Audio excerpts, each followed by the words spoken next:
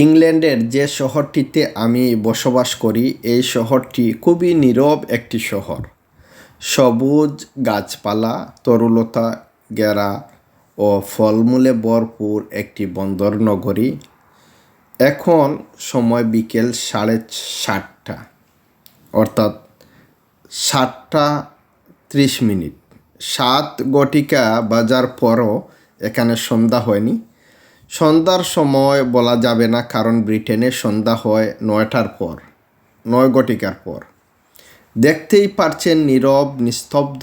ইংলিশরা already অনেকেই ঘুমিয়ে গেছে, অর্থাৎ এই এরিয়াটি এখনও একেবারে নীরব। ইংরেজরা অনেকেই ঘুমিয়ে গিয়েছে, কারণ তারা 9টার আগেই ঘুমিয়ে যায়, আবার ভোরবেলা সজাগ হয়ে কাজে লাগে। বেশিরভাগ ব্রিটিশরা শৃঙ্খলাপরায়ণ ও কর্মঠ। তারা কাজকে ভালোবাসে, কাজ করতে ভালোবাসে। কাজ নিয়েই তাদের জীবন, তাদের সংসার।